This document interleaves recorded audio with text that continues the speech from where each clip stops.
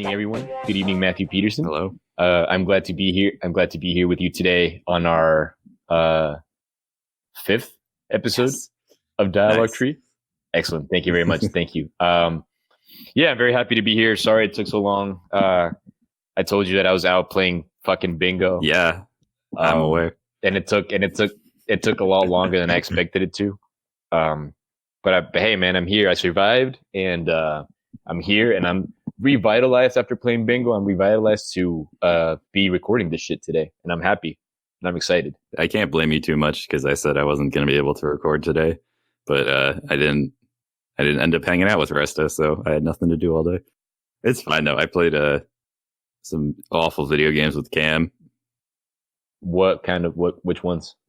Did you see that in the group chat? He sent like a code. He was like, "Hey, this game is terrible. If you want a free copy, here you go."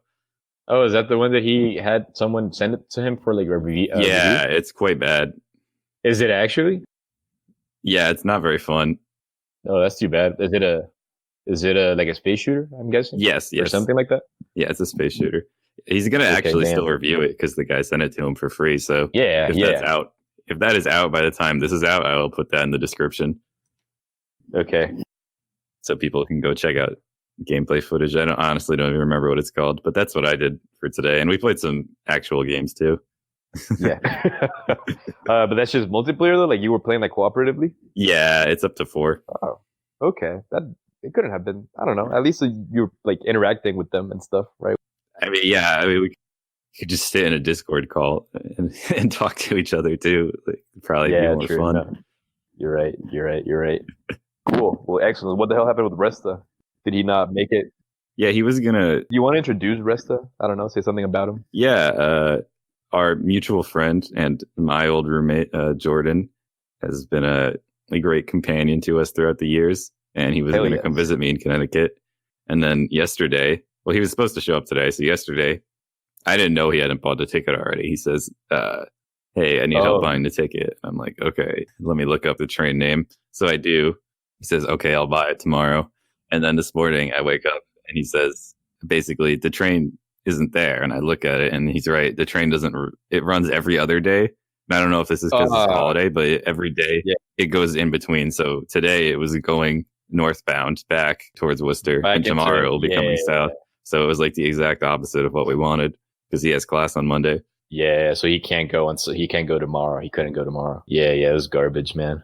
Well, that's too bad. It's a shame though. There's a Christmas tree kind of event downtown this week, and they put lights on everything, and all the trees are like in the park, and it looks really cool.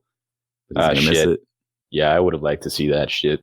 Shit has begun to get decorated here, like the streets and like businesses and like big buildings and stuff have kind of put decorations, but it's not anything nearly, at least from what I've seen so far, it's nothing as, elaborate as some of the shit that I saw when I was back in the States. I used to go, I don't remember where exactly I used to go, but with this girl that I dated for a long time, with her family, once we went to somewhere in Western Mass. So this girl lived in Granby, and so it must have been nearby. I don't remember exactly where, but it was like a whole road, and like to the sides, it had a bunch of different light images, if you will. I don't really know how to describe it. Like wired, and like around the wires, they had like lights, so it had like a different like pictures, I guess. Oh, okay, yeah, that's a thing. But it was all like sprinkle lights. Yeah, I know what you're talking about.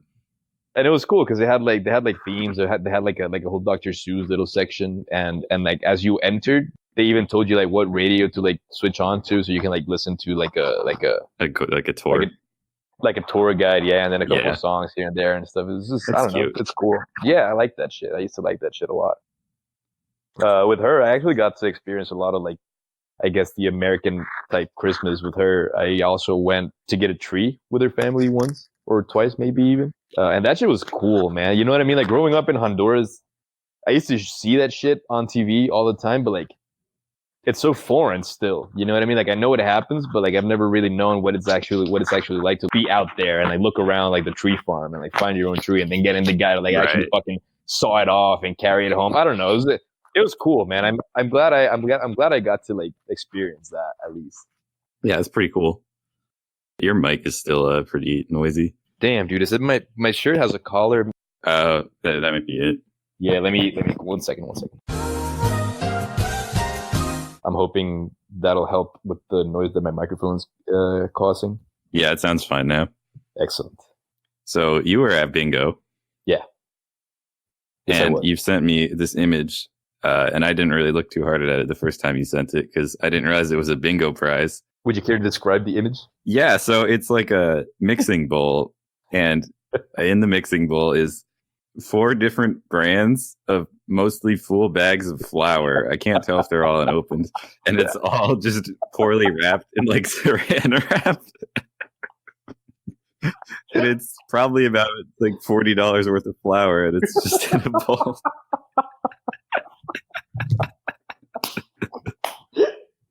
That's exactly what it is, dog.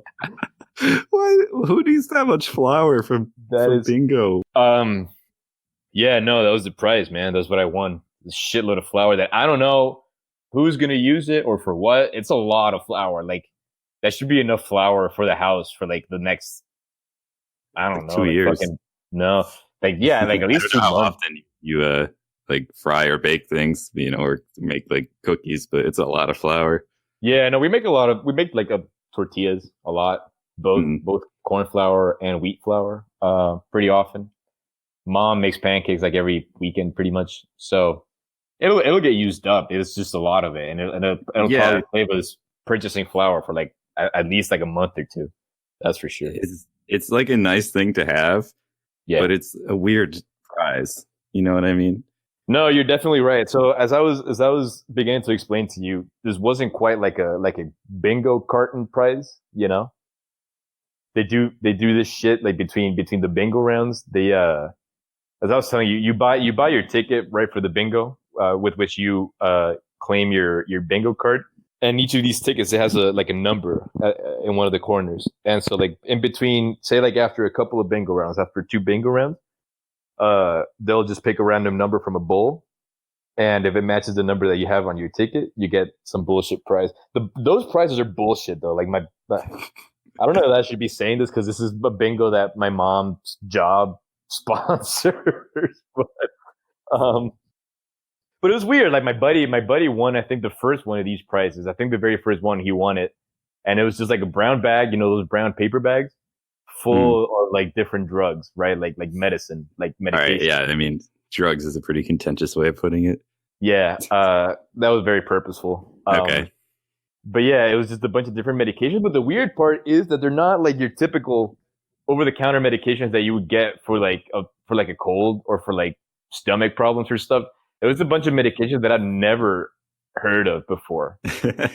You know, so I don't know if this specific like medication lab was sponsoring also this bingo, and so that's why you had these like very, very specific like medicine that I've never heard of or seen.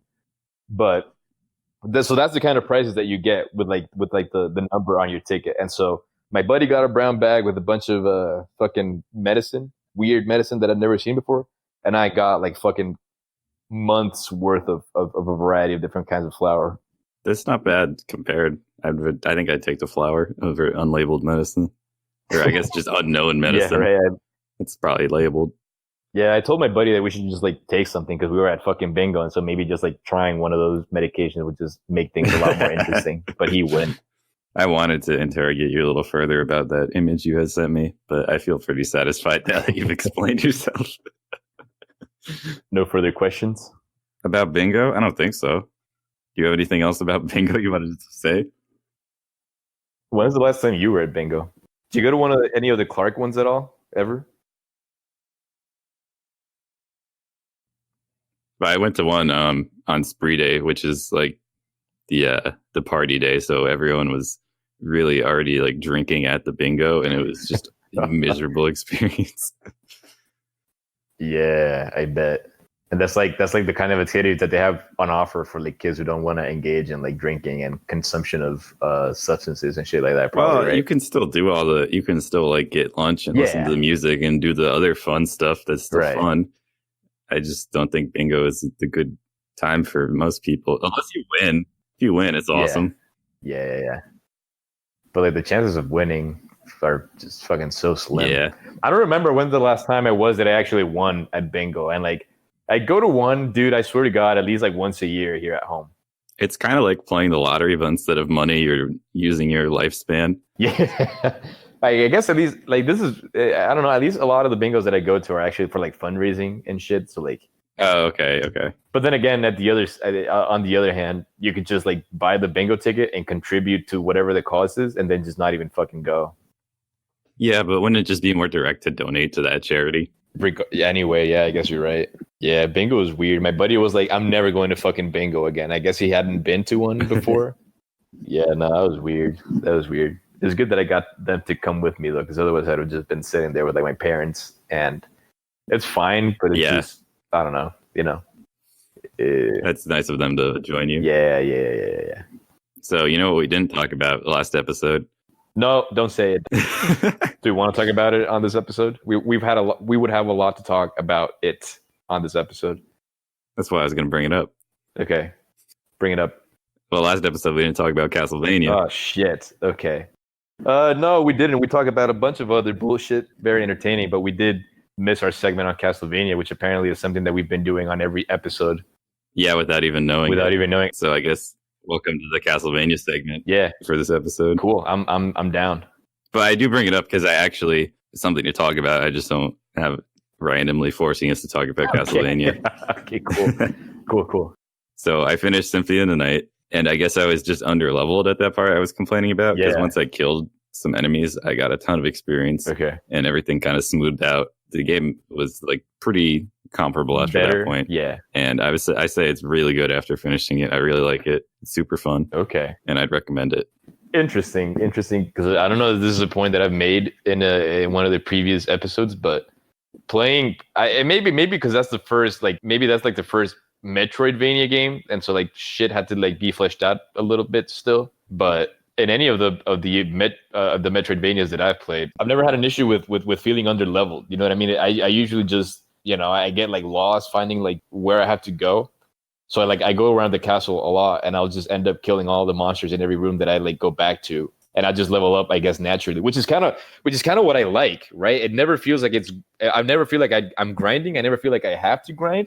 It just kind of happens naturally, and I think it makes sense to me because then there is a lot of backtracking, which I understand if people are not a fan of that aspect of the game, but like as I am backtracking and I'm killing all these monsters and I'm leveling up, then the backtracking just gets a lot easier because you don't struggle to kill the monsters anymore, I just don't know if leveling up really serves the gameplay at all. I think Hollow Knight does it better, where you become better at the game and you get more moves, but you don't like just change your stats. You know what I mean? Yeah, you don't just get like stronger than some of the enemies. You just develop different ways to like, I guess, defeat them. Yeah, it's a little more emergent, I guess. It's a little more creative in the way you have to get around things instead of just being stronger. That's fair. But yeah, so you would recommend? Yeah. Have you heard the ending credits for the original? For the original Castlevania? No. I mean, for the original Symphony of the Night. I apologize. No, dude, no. I'm sending you the link now. Just listen to this. Okay. Tell me what you think.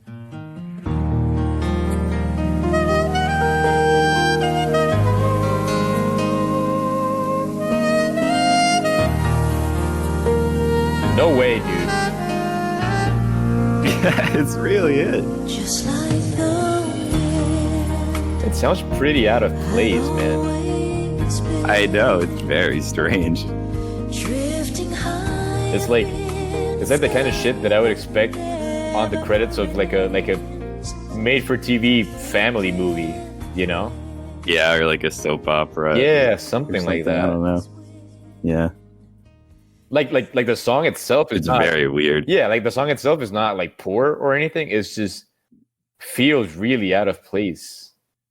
Because also not that I've played Symphony of the Night at all, but like I know Castlevania and I know what they look like and I know what you have to do, and like I would never expect this kind of song to play in any of the Castlevanias that I've played. And I mean, Dracula is Alucard's father, so you murder your dad, and then this song plays. You murder your dad, and then this shit plays. But I just wanted to draw attention to that because I feel like people really don't know that. Because it was taken out of all the future versions of the game. Yeah, that is very, very interesting, man. Fucking Castlevania and their ending credits, like the original one with all the weird names, well, that was like the throwback type names. That was just a thing back in the day. Yeah, Like other games did it. Yeah, I don't know if it was other people besides Nintendo, but Nintendo did this a lot where to stop the developers from being poached and arguably to make it so that their working conditions were harder because they would have a harder time going to another company. Yeah. They would obscure the names of creators. And yeah, I think this was other companies. I think I played something else where they also did this. They just put fake names so that the other companies couldn't just pay the developers more and steal all their good devs. No, I was gonna say that's fair, but it's not. I guess it makes sense for what they were trying to do. I'm pretty sure they don't do it because like a court ruled it unethical. Yeah. Nowadays, I thought it was just kind of like a weird gag that they did with like naming one of the. Well, yeah, I can't say I approve of the weird pun method. The pun they did right, with it. They right, could have right. just used any normal fake names, Yeah. but Yeah, that was weird. No, I kind of lost it when I saw Bram Stoker with a V. yeah. That's kind of like all right, All right, yeah, that's not really a joke. Yeah. It's just But yeah, I guess what I'm trying to say to everyone here is that I have finally beaten the original Castlevania, and I'm very, very proud of it. And I guess I have. Yeah, I'm proud of you. I have very many thanks owed to Matthew Peterson for uploading a very, very useful guide that definitely helped me. Yeah, you're welcome. Through some of the toughest, I guess, sections of the game, because that game is fucking brutal. Yeah, the ending sucks. The ending sucks. Definitely the hardest part. With all those fucking flea men, I hated that shit. Yeah, and also the part right before it, they put the level 1 boss, but there's just 5 of him, and there's like pits everywhere. Oh, the bad guy. I forgot that he was the level 1 boss. I forgot about him. Yeah. Yeah. I mean, he's a wimpy boss, but they just put 5 bosses in a room. Yeah. Yeah. No, I totally forgot about that. Because I just kind of like ran through that part. Even like before I saw your video, I figured that like, okay, I guess I can just like kind of tank through it. if you just jump at the right places, you can kind of just manipulate them to ignore you. Yeah, so I think I got a couple of hits, but I was still able to just pretty much just like run through the whole section. Yeah. But what a cool game, dude. The fucking soundtrack, man. There's something about about these classic Nintendo soundtracks that I just fucking love. You know, like the amount of like attention and detail that they would put into these old games before people really knew what games were or what they should be, and then they would put so much effort into like the soundtrack to make sure that it was like a rounded off package, right? Like the gameplay was cool, the visuals were cool, but even like the fucking music, it's sick. It just makes the whole experience like a whole lot more enjoyable. Not even enjoyable, but even like endurable, right? Because like some sections are just like so hard, but then you hear like the really upbeat music, and so you're just like, all right, I gotta do it, I can do it. You know what I mean? Yeah. Nah, it's sick, man. It's sick. Yeah, that's all I had to talk about Castlevania. Do you have anything else to talk about Castlevania? No, other than maybe I kind of talked about this a little bit before. I think it was on our first episode, but I started immediately playing Castlevania 4, and I just feel like I just go through the motions with that game so far, man. I think I've played through like the first couple of stages already, and like it looks cool, right? And like controlling whatever the character in that game is, it feels cool because like he feels heavy. I'm trying to think of it. I don't know who he is. It's not Simon, is it? Keep going. Yeah, he feels heavy. His like animation is like, it's just like cool to look at. Whatever, right? The game looks cool and like the music is still pretty cool, but like I just don't find it engaging. You know, as I'm saying, I feel like I'm just going through the motions. I feel like I'm just walking forward and like whipping shit. But like, that's just kind of it, right? That's kind of where it like ends. It doesn't feel nearly as well designed as the original one to me anyway. Right. Yeah. Okay, I've looked it up. It is Simon. It is Simon. I didn't know that. Speaking of, I did order I didn't engage in a lot of Black Friday shopping because I try not to. But I did order a Sega Genesis Mini because I love collecting that type of shit. And it was very, very cheap for Black Friday. I got it for like $50 when originally it goes for like $80. And one of the games, I'm pretty much only excited to play 2 games, but because I like collecting it, which is pretty much why I bought it. But of course, I am going to play on it, and I think I'm pretty much only excited for 2 games. One of them being, of course, Mega Man: The Wily Wars, and Castlevania Bloodlines would be the other one. I don't think I'm really like hard pressed in playing any of the other games included. And I'm sure I will. Like I'm sure I'll play Streets of Rage because like beat 'em ups, those classic beat 'em ups are still kind of fun. But whatever. Yeah, I don't know exactly what's in it, but those are good games. So I'm sure you at least get some fun out of it. Yeah, there's a bunch of games in that shit, like 40 or something. A lot of them which I've never ever heard. I guess I would kind of be interested in playing Earthworm Jim because I like just like the visual style of it. And I don't know. I guess because I have a Genesis, I guess that I would put myself through playing the Sonic games, but god damn, I don't want to, man. Like that's not really at all why I'm getting the Genesis Mini. You know, maybe I don't know. Yeah, we'll see. I am excited about it though. Yeah, that's cool. Yeah.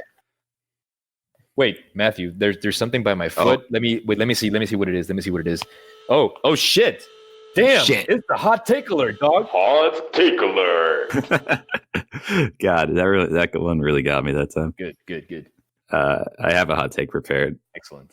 And it's kind of like a 2-part hot take, but not really. How controversial is it, do you think? How controversial would you rate it before you start talking about it? I'd say the first half is maybe like a 6. Okay. But the second half is like an 8. Out of 10? Yeah. Okay, cool. Sorry. So, Star Wars Episode 1 is a pretty good movie. Oh, shit. Okay. I don't think it's that bad at all. Okay. The only parts I really, truly don't like, which here's the second part, is pod racing, which everyone says is their favorite. I think it's kind of boring and it goes on for way too long. No way.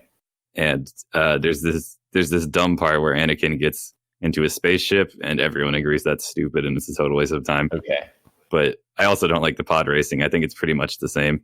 Okay. But everyone else seems to love it. I don't know why. Because it's sorry, go ahead. It's so superfluous to the plot, right? Yeah. It's so contrived that Watu is both immune to force powers and the only guy who sells engines on the planet or whatever. Yeah. Like, why are they doing this? Yeah. They could just get the engine somewhere else, get the money somewhere else. Like, this is so unnecessary. They just built it into the story to have like a cool, like special effectsy scene that would like blow people away. Yeah, back then or whatever. And I know they want to save Anakin, but they could just kidnap them, kind of leave his mother to die. Yeah, shit. The slavers. It's kind of their fault that she dies. No, I've never. Yeah, I'm not very much into Star Wars, so I haven't really seen any of those movies in a really, really long ass time. But you're right. I do get the general consensus that like the pod racing is kind of what gets people most excited, and like at least what people remember the most, I guess, about the episode 1. But I do understand also that some people don't really think like it's necessarily a bad movie. It's just like a weird children's type Star Wars movie, right? Yeah, if I were to rate it on its own, I would say it's like maybe like a 7.5. It's pretty good. Okay. But compared to the other Star Wars, it'd be like a 6. I don't know, but I don't think it's nearly as bad as either 2 or 3 or as people say about it. Jar Jar is stupid, but whatever. He doesn't like break the movie or makes it unbearable or whatever. No. Yeah. I guess the one thing that I could say about episode 1 is that I love that meme that I'm pretty sure I sent you or the group with that dude. I think it's a dude that you're talking about with the engines. That he's just so the meme is like a picture. Sebulba? Yeah. The picture is just like a picture. Okay. Like a picture. The meme is just a picture of a car, like stuck in traffic or whatever. And like on the passenger seat, you see like some random old dude. But then like beyond him, you can kind of make out the silhouette of Sebulba. Oh yeah, as if he's just like fucking driving an old, I don't know, whatever, like a Honda Civic or whatever. Yeah, I love that meme. It's excellent. But yeah, that's all I had to say. It was he's a different character than the one who owns Anakin. Okay. But that's not too important. Yeah. I will say there is one facet of the pod race I really enjoy is that somewhere in the middle of it, the announcers say, "Oh, here come the Tusken Raiders," and these guys just come onto like a cliff with sniper rifles and just start shooting at all the pod racers. All the racers? What the fuck? And the announcer just like expects this. Like this is a normal thing that happens every race. They just like out to like murder the racers or pay them to fire on the pod racers to enhance their gladiatorial sport, which I find very amusing. Yeah, right. That's some entertainment. I think Darth Maul could have not died at the end, but he gets like torn in half, doesn't he? Like sliced in half. I mean, okay, well, I guess is this even spoilers? I know Darth Maul lives, but not in the prequels, so I'm counting him as dead for the prequels. And it's also like a fucking 20-year-old movie, so whatever. It's not even a spoiler for the prequels because I don't even remember what he came back in. Yeah. But he's back in other media alive. Oh, like which is stupid. He got cut in half and fell in a reactor. How did he live? So he's alive like after the events of episode 1. Yeah, he has robot legs. Oh shit, dude! I didn't know that shit. I mean, yeah, and it would have been fine if he died and they didn't introduce this random guy as the villain. Like they have Dooku randomly appear and then Grievous randomly appears. Yeah, and it's just like, who are these people? Right. But now I'm talking about the other movies, which was not my point. You said you had a second half to your hot take. Oh, the second half was just that I don't like the pod racing, but I like the rest of the movie, which I think is the opposite of everyone. Yeah. Oh shit, dude. You know what I mean? My mom's calling me. Can you like handle the podcast solo for like a couple of minutes? Oh yeah. Okay, cool. Yeah, go ahead. Okay, cool. Later. Yeah, see you. All right, how's it going, guys? How you been? How was your Thanksgiving? I had a nice family Thanksgiving. Nothing special. We didn't want to travel or have any stress, so it was just I just went and ate dinner with my parents. It was very nice. I made a sandwich out of turkey, stuffing, like cranberry gravy, all the good stuff, and it was a disaster because it just falls apart. Right, it was a terrible idea. And stuffing, when you think about it, stuffing is just bread. So, what kind of maniac puts bread in their stuffing? That's stupid, senseless. I don't know what I was thinking. That sounds like Daniel's coming back, but I'm not sure. Damn, dude, that's very perceptive of you. Welcome back. Thanks, man. I'm excited to listen to what surprises lie ahead of this thing going live, because I have no idea what you talked about for like those 30 seconds that I was gone for. I really should have used the opportunity to insult you, but I didn't. Okay, good. I appreciate it. I just have to move back into my room because I guess I thought my parents had left for their whatever wedding they're going to tonight already, but they just went out. Oh, okay. I wanted to talk about something that I've sent you images of over the last couple of weeks, I think, but we haven't really we haven't addressed it to the extent that I guess I would have wanted to, or I guess expected. I have no idea what you're gonna say. I don't. I have no idea what you're talking about. All right, so let me see if I can. I need to find an image first. So we talk about Castlevania every episode, and I talk about fucking Game Grumps every episode too. It's pretty evident to everyone listening that I am a big fan of the Game Grumps, and I watch a lot of their content. It's kind of the stuff that I just like put on to like this, they keep in the background while I'm doing some other shit, you know, because like I'm scared to be like alone with my thoughts or whatever. I'll always just have that shit playing in the background when I'm just like at home doing random shit, whatever. So they were playing Sonic and the Black Knight or whatever. I was watching. Oh god. Yeah, I was watching one of that series a little bit, and so I just got like looking at them play it and listen to their commentary and whatever. I just got curious as to what the video game magazines online and print thought about the game upon release, and I stumbled upon a really interesting review from IGN, and it's not particularly interesting in any other way other than the fact that like on their verdict section it says, and I quote, "The intense speed, loop-de-loops, and pinball jumps that Sonic is known for have been altogether removed for insultingly bad swordplay tied to retarded wee waggle that will leave your arm, that will leave your arm sore and your heart broken." Dude, what the fuck? How is this shit still live? I don't know.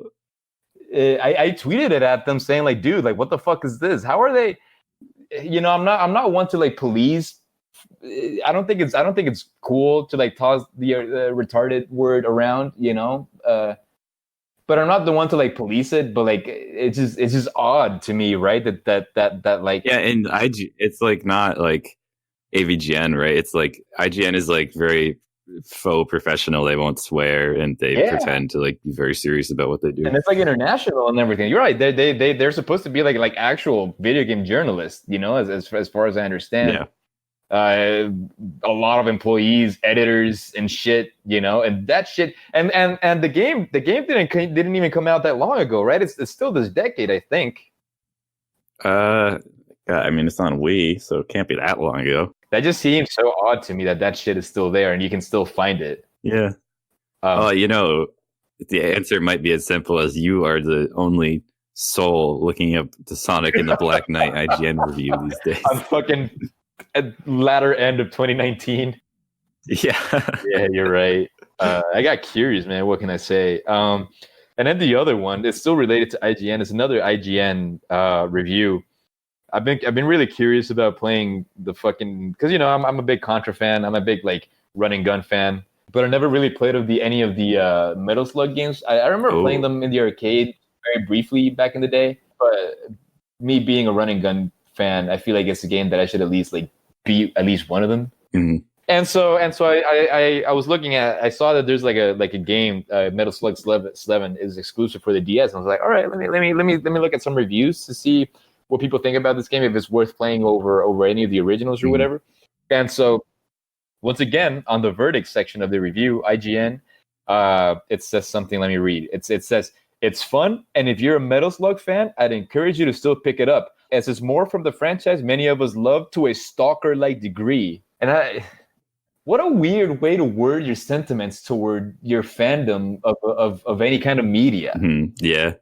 You know what I mean? Like, why would you say you like something to a stalker-like degree? First of all, stalking is, I think, pretty generally it's a pretty general consensus that it's not something bad. Cool to do. Yeah. Right? Yeah. So like, if you're IGN, like one of the biggest video game magazines internationally and everything, why would you describe it like that? Why would you not find any other fucking way to word it? You know what I mean? It also doesn't really make sense. Yeah. And so I thought it was weird that in the span of like a week or 2 weeks, I ran into these very odd reviews that are still live to this day on the IGN website. You know, and I feel like a lot of people, if they like, if whatever, like if people were to find out about the Sonic and the Black Knight review thing, like a lot of people will call them out on it. I feel like, yeah, maybe they're doing well. I don't know. I never am interested in what they have to say, because I've kind of grown up watching individual personalities. Yeah, obviously they have like individual writers, but they don't have that their own like show. You know what I mean? Right. And it's like super like produced and stuff. Right? Like a lot of production goes into it, like a lot of editors and shit. I'm sure. Like, sure, you have like your writer, but like I'm sure there's like editors who like look over. Yeah, it feels pretty BuzzFeedy. You know, right. Like too safe to be of any value, entertainment wise. Yeah. Right. That's totally fair. But yeah, no. I just wanted to bring that up. That's super weird that exists for IGN. Right? Yeah, I thought it was, and I thought it was worth bringing up.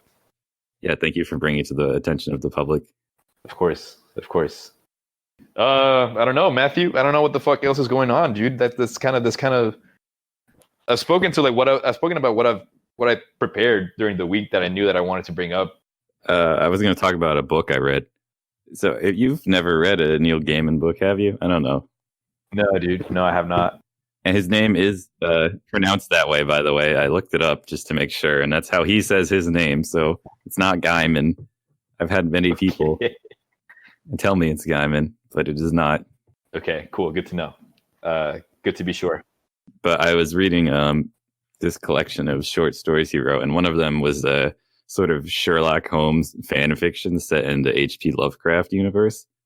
And it was really good. It's only like probably 20 pages, but I thought it was awesome. And it made me want to read the anthology that he wrote it for. And I'll have to like buy it. It wasn't at the library. I'll have to go find it somewhere else. But it was so interesting to like combine those two universes. And I thought he did it really well. Right. And now I've just been reading other stuff by him because I got kind of reminded of how good of an author he is. So you've read more stuff from him other than like these short stories that you were reading? So right now I'm reading this. It's kind of like a history book. It's not really. It's a bunch of Norse mythology, but he kind of shortens it and makes it a little more exciting to read, just so you can get the gist of what's going on without having to learn all the background. It'd read like thousands of years old documents and books, and there's just so many characters that like keep recurring because there's all these gods who are very powerful, so it's a lot to like keep track of if you don't curate what you're reading and know some things ahead of time. So there's like a little backstory too about Thor and everything in the beginning. Right. Cool. He's like science fiction, right? That's kind of like, no, I'd say it's pretty fantasy-y. Oh, okay. I always associated him more like science fiction and fantasy. Okay, cool, interesting. American Gods is kind of about the struggle between folk and technology, but it's not really science fiction because like the gods still exist. Oh, They're just okay, fighting interesting. technology gods, which is not really science fiction. Yeah, no, I've never really read any gay men, but I know you and like Cam and like a bunch of our immediate like friends are always reading a lot about him or from him, Yeah. and so like I've been curious, but I never have. Yeah, I'd say check out like Good Omens or Neverwhere or something. Those are pretty short and easy to read, and Good Omens is hilarious. But I do like short stories a lot, and that's kind of like mostly like throughout this last year is kind of what I've been reading mostly short stories. I like the short format, and so I would be very very interested even in reading like his like a short format stuff. You know. Yeah, you should check out the short story if you are interested. It's called A Study in Emerald instead of Study in Scarlet. Okay, yeah, for sure. I'll check it out, and maybe I'll comment on it on a subsequent Dialogue Tree episode. Oh, that'd be nice. We'll tie things together. Yeah, of course. So no, I haven't read any gay men, but I guess it doesn't really like tie in because I was going to talk about Ray Bradbury, which is actually like at least it's literature. It's related, kind of. It's literature. Yeah. But Ray Bradbury, what I have read from him is like strictly science fiction, and I did read his collection of short stories called The Illustrated Man. Oh, okay. Wait. So in the collection of short stories, at the beginning, it has a little, I don't know what you call it, a dedication. And he says, I'd like to dedicate this to Ray Bradbury, who I'm sure would have done a better job writing it than I would. So there you go. No shit. Yeah. Cool. Excellent. I love that. Excellent. That's good. That's great. But no, yeah, this collection of short stories by Ray Bradbury is one of like the most beautiful, gorgeous shit that I've ever read in my entire life, dude. Mm-hmm. Like honestly.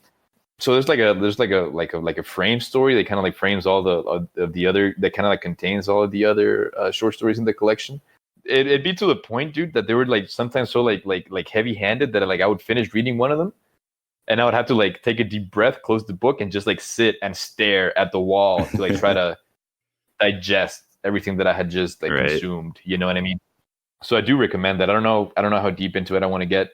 Because I could go on for forever, and I think it'd be cool. I don't know, whatever. I don't want to get too deep into it, but I would recommend it to anyone really who has any kind of interest in science fiction to check out Ray Bradbury's short story collection, The Illustrated Man, because it's excellent. It's beautiful. There's a bunch of them in there. And they're just quite beautiful to read. Cool. Is there one in particular you could like remember the name of that you would recommend someone check out if they don't have the book? My favorite one, and I don't remember what the exact title is, but it's something along the lines of like the end of the world. I think it's like the last light of the world, the last night of the world. I think is what it's called. I would recommend that one. I think that one's top 3 prettiest short stories that I've ever read in my life, and it might even be like one of the briefer short stories in that collection. Okay, one of the shortest ones. And I love it. Yeah, cool. I read a short story that I think was by him. But I'm not sure, so I can't say. I have read you're at Fahrenheit 451, didn't he? I've read that. Yeah, that's him. Pretty good. The thing is, you in high school they make you read it, and I knew when I read it, and I read 1984, I was like, 1984 is better. Yeah, it's just a little more poignant. I don't know, but I still like his writing. Of course. Yeah, no, I didn't really read Fahrenheit 451 until recently. I think I read it in 2018 last year. It's kind of cool. And I liked it. Predicted like cell phones or like MP3 players and radio and stuff with this seashell earpieces they have. Right. No, it's super interesting. I had the same thing back when I was in high school and I read 1984. After I read 1984 when I was like in the 9th grade, not because it was assigned to me for school, just because I had to read Animal Farm for school.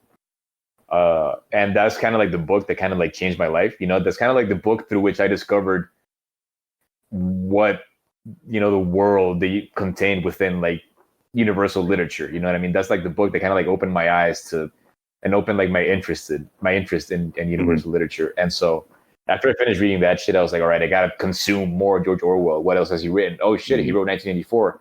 I've heard a lot about this book and like other media and whatever. So like I'll read it. And I loved it. But it got to a point where, like, for a second, I felt like,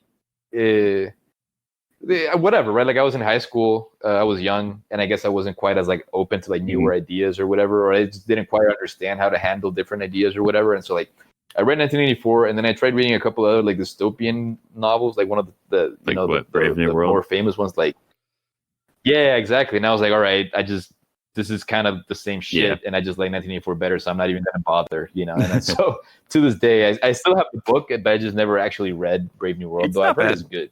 I don't mind it. Yeah. I do like how they have Yeah, I'm sure. it's more about like I think it's more about like not it's not about like control in an authoritarian sense because everyone's Yeah. just like drugged out, you Right. know, and they're just having a good Right, time. right.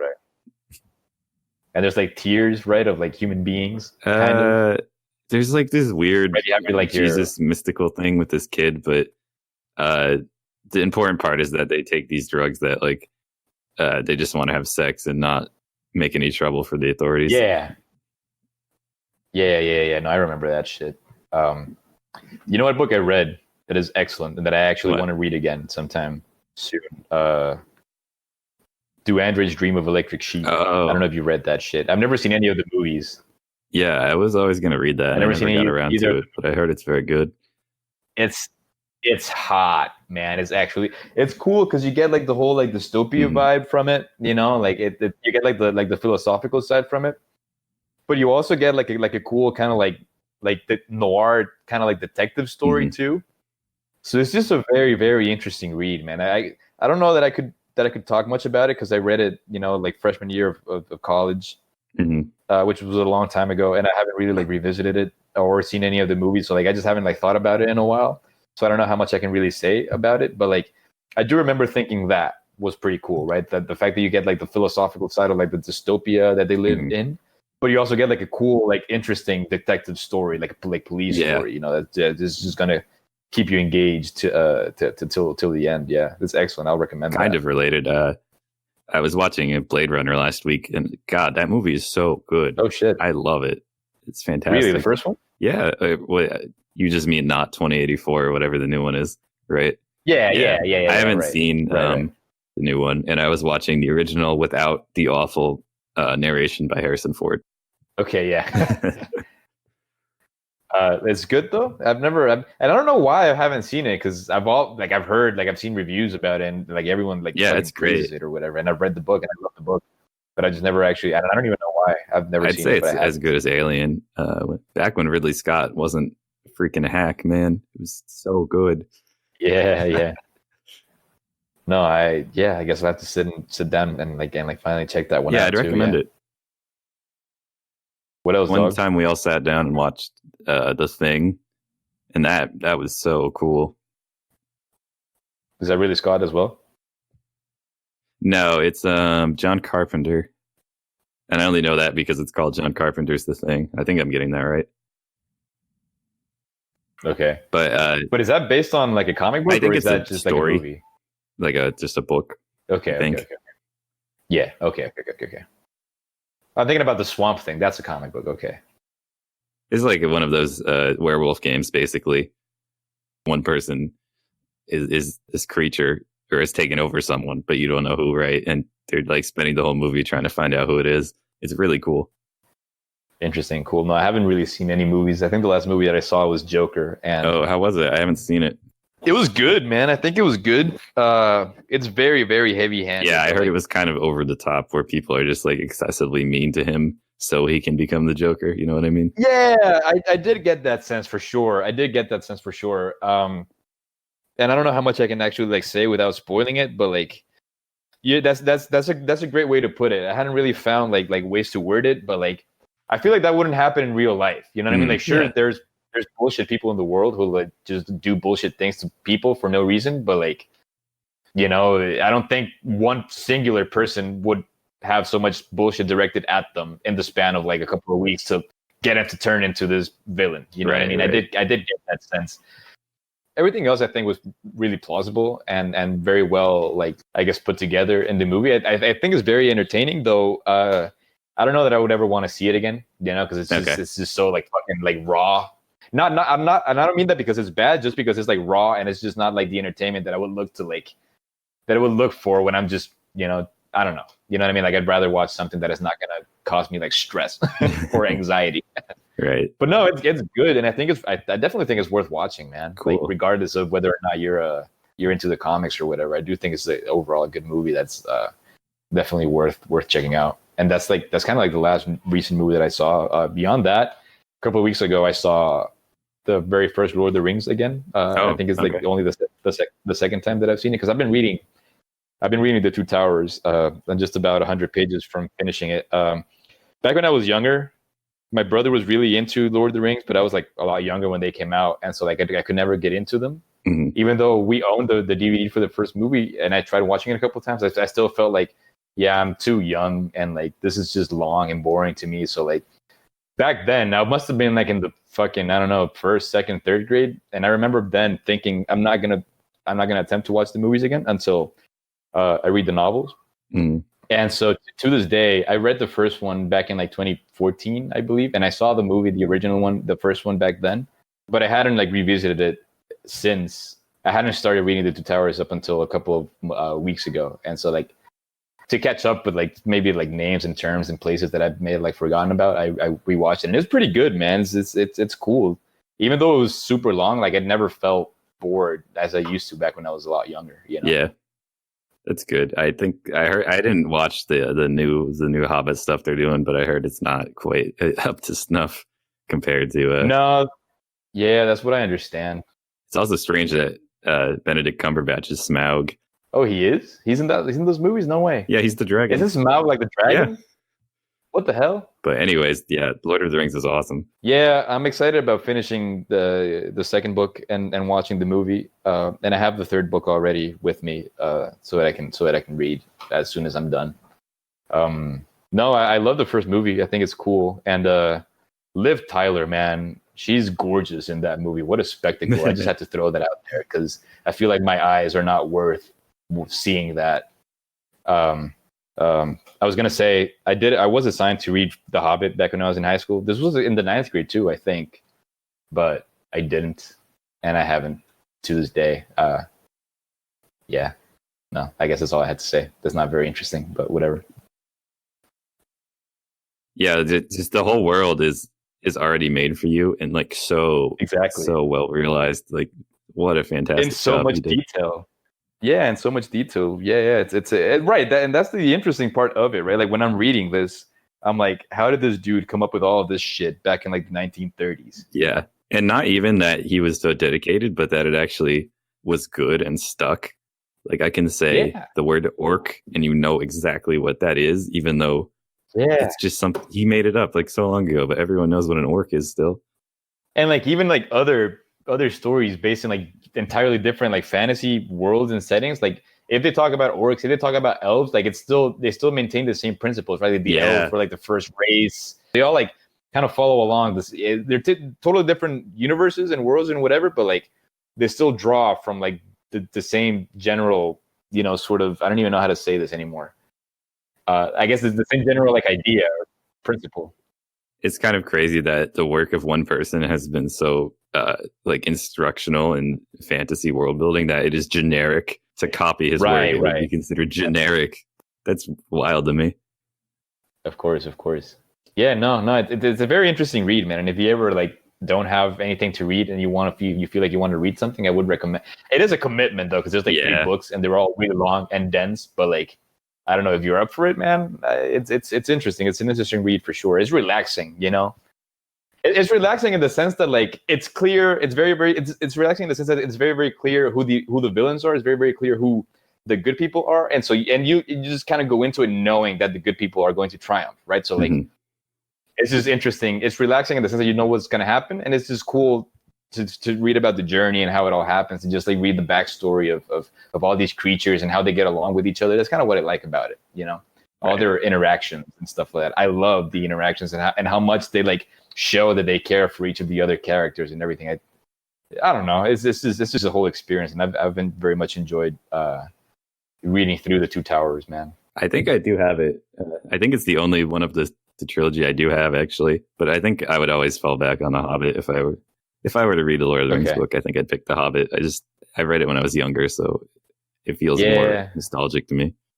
Right. No, that's totally fair. I haven't read it, man, and I should get to it. I'm like so invested in this shit now that I want to read like even more stuff based in this. Like I want to read the Silmarillion. Oh yeah. The Hobbit and everything. You know what I mean? I'm super Yeah, I'm really invested in it now. I guess switching gears 100% towards new territory and towards new ground. I wanted to ask you, dog, if you've listened to the new Huey Lewis and the News album. I have. It's excellent, dude. I love that. Okay, cool. You recommend? Because I haven't. I've heard about it, but I really haven't. No, I saw it came out a couple of days ago. I would say that it's a bold new direction that stays true to the original 4 out of 5. Okay, cool. cool. Yeah, cool. Okay, I'll definitely be checking that out, and I will report on it sometime in a subsequent episode. Yeah, good. Okay.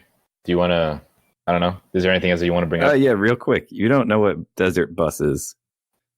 No, you mentioned that in a message earlier today, yes. I think, and I have no idea what that is yesterday. A lot of people, I bet, don't know what Desert Bus is. Desert Bus is a joke mini game made for an unreleased video game that Penn and Teller produced, where no way. In real time, you simulate driving a bus from somewhere to Las Vegas. It's like a long drive through the desert, and it's in real time.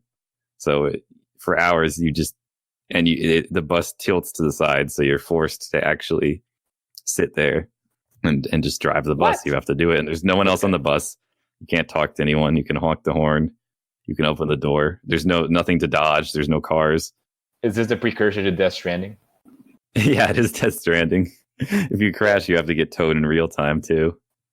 Damn. So you have to like wait for the crane people to. Geez. But it's just been kind of infamous because of that, and I think there's actually like a charity where people stream themselves playing it for like as long as possible to raise money. Yeah.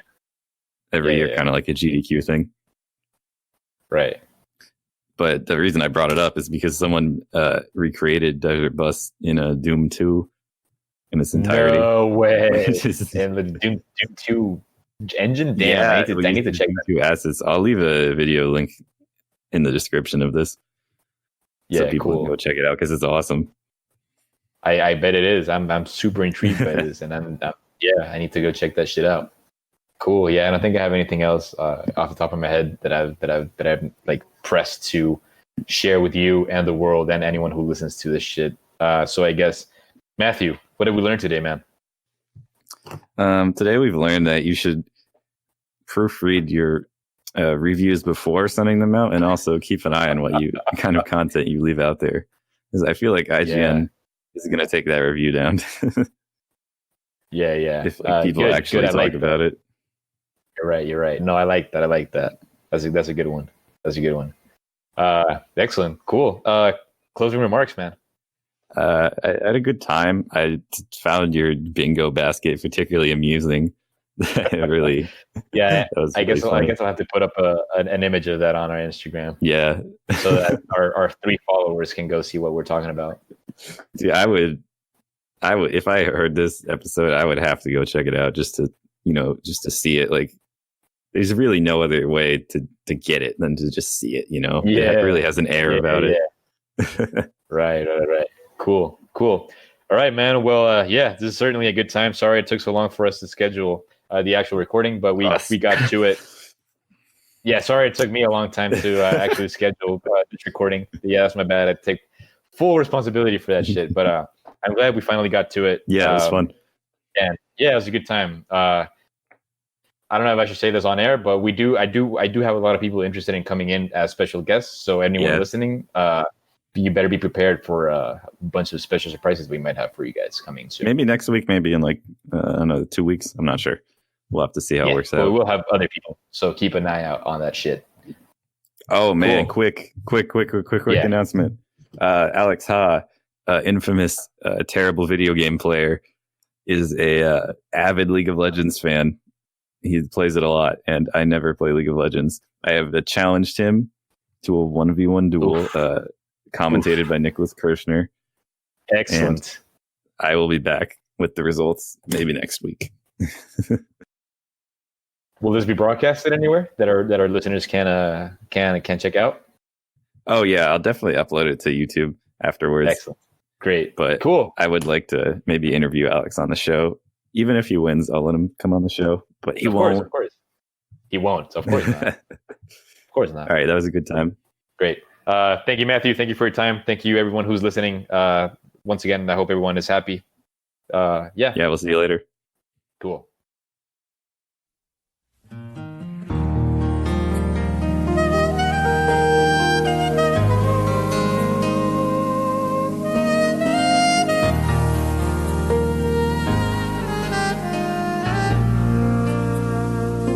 Just like the wind, I've always been drifting high up in the sky that never ends. Through thick and thin, I always win, 'cause I will fight both life and death to save a friend. I face my destiny every day I live, and the best of me is all I have to give. Just like the sun, when my day's done. Sometimes I don't like the person I've become. Is the enemy within or a thousand men? Should I walk the path my world so bad I have? Is someone testing me every day I live? Well, the best in me is all I have to give. I can't pretend. I am the wind. And I don't know if I will pass this way again. All things must end. Goodbye, my friend. Think of me when you see the sun